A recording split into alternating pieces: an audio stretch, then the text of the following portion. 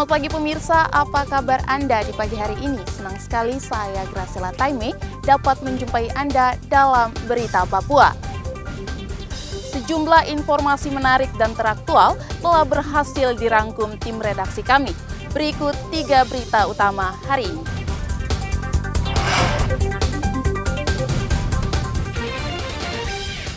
Peredaran miras makin mengkhawatirkan, polisi gencar razia miras oplosan di Merauke.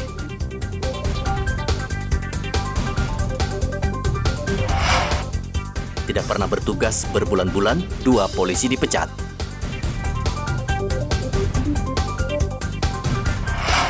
Petani Merauke gagal panen karena cuaca buruk, harga beras pun melonjak.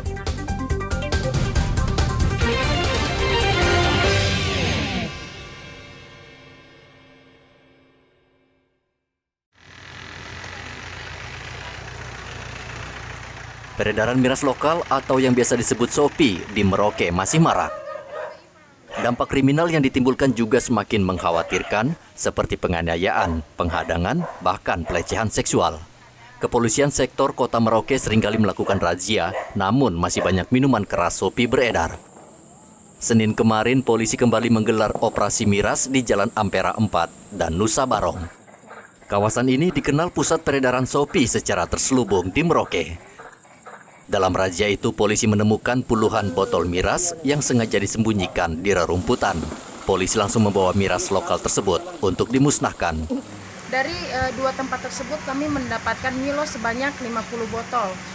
Di mana yang dapat kami simpulkan bahwa masyarakat sejauh ini terutama Tanjung Kelapa dengan Ampera 4 masih maraknya penjualan minuman lokal yang dimana mereka menjualnya dengan cara membuang botol-botol tersebut ke dalam rumput-rumput. Jadi kami melaksanakannya patroli itu dengan cara bersisir dari jalan utama sampai dengan jalan akhir dari Ampera 4. Kami sisir rumput-rumput dan mendapatkan beberapa botol minuman keras. Kemudian kami berlanjut ke Tanjung Kelapa.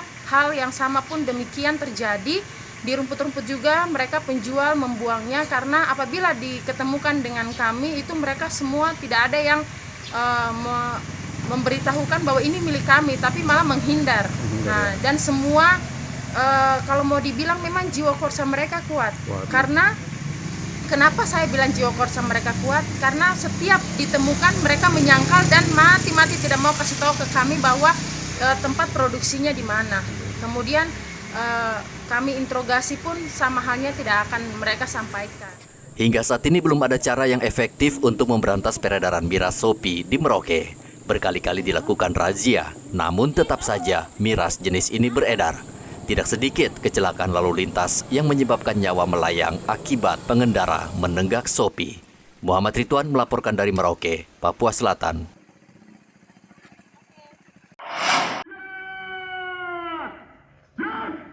Polres Mimika memecat 2 polisi secara tidak hormat. Upacara pemecatan berlangsung di Mapolres Mimika dan dihadiri 2 polisi tersebut. Wakapolres Mimika, Kompol Hermanto, yang memimpin upacara pemecatan langsung mencoret foto kedua polisi tersebut. Pemecatan ini sesuai dengan keputusan Kepala Kepolisian Daerah Papua tanggal 28 Februari 2023 tentang pemberhentian tidak dengan hormat. Melakukan tindak pidana sehingga pimpinan Polri untuk melakukan tindakan tegas terhadap anggota yang melanggar pidana, kode etik maupun anggaran kan nggak lihat usianya. Undang-undang kan nggak lihat tua dan muda. Jelas undang-undang itu berlaku seluruh anggota Polri. Ya, pimpinan berpesan bahwa bekerjalah dengan baik sesuai dengan koridor atau aturan hukum. Jangan menyimpang, karena kalau sudah menyimpang, seperti contoh referensinya 2 personil ini. Dan kita tidak baru hari ini mengupacara PPTH, sebelumnya sudah. Kedua polisi dipecat karena melanggar tidak pernah bertugas berbulan-bulan. Dari Mimika, Papua Tengah, Igobat Momolin melaporkan. Akibat maraknya penambangan ilegal di Papua Barat, musibah banjir dan tanah longsor kerap terjadi. Direktorat Reserse Kriminal Polda Papua Barat Ahad kemarin merazia penambangan liar di Kampung Warikon, Manokwari karena tidak mengantongi surat izin dari pemerintah setempat. Polisi menyita peralatan yang digunakan para penambang, seperti bahan kimia merkuri yang kerap digunakan untuk mendapatkan emas. Kapolda Papua Barat Irjen Daniel Tahimonang Silitonga mengancam akan menindak tegas para penambang yang masih bandel menambang emas secara liar. Ada 34 penambang yang saya lakukan penangkapan dan ada 34 alat berat yang sudah kita tangkap dan 52 penambang yang kita ajukan ke pengadilan. Nah, ini memang begini, ini kayak kucing-kucingan gitu. Kalau kita ada, maka mereka hilang. Kalau kita udah pergi, datang lagi. Begitu. Jadi siapa cepat, siapa ini. Karena begini, pengawasan ini sebenarnya bukan terletak hanya di saya saja. Semua instansi itu harus ikut mengawasi. Jadi kalau saya juga nggak mampu sendirian. Oleh karena itu, dari kemarin-kemarin kami sudah rapatkan, kami sudah informasikan kepada DPR, agar kita sama-sama mengawasi. Kapolda menginstruksikan seluruh Kapolres di wilayah Papua Barat untuk terus memantau pertambangan liar. Tahun ini Polda Papua Barat merazia 34 penambangan emas liar dan menyeret 52 penambang liar ke pengadilan. Edi Musahidin melaporkan dari Manokwari, Papua Barat.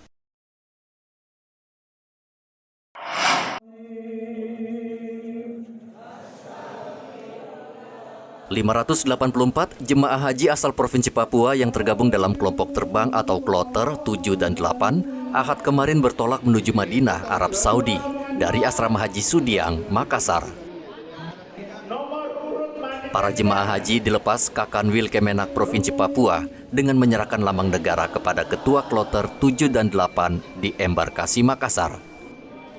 Kepala Kantor Wilayah Kementerian Agama Papua Pendeta Clemens Taran berpesan agar para jemaah haji menjaga kesehatan serta kekompakan selama menjalankan ibadah haji hingga kembali ke tanah air.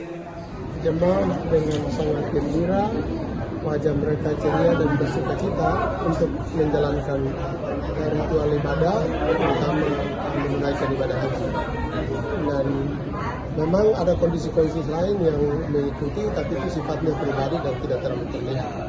Tapi pada umumnya jemaah dengan senang menyambut proses ini. Nah, ini penantian yang cukup lama.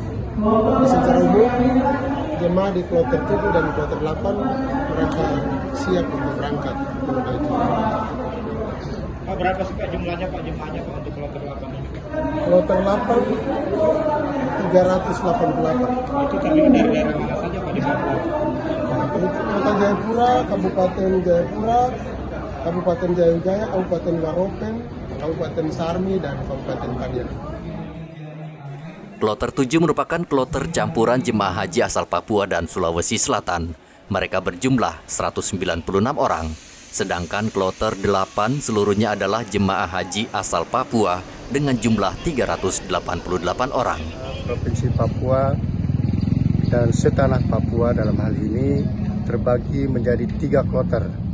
Kloter pertama, kloter 7 yang telah diberangkatkan pada tanggal 28 pada sore hari, itu kloter gabungan dari Provinsi Sulawesi Selatan, dari Kabupaten Pangkep, dan Provinsi Papua yang terdiri dari Kabupaten Merauke, Kabupaten Mapi, Kabupaten Bokendikul, dan Kabupaten Yapen Kepulauan. Untuk jamaah haji Provinsi Papua terdiri dari 196 orang dan 5 tenaga kloter yang terdiri dari petugas Haji Indonesia dalam helikopter kloter dan petugas bimbing ibadah serta 3 tenaga kesehatan, 1 dokter dan 2 perawat.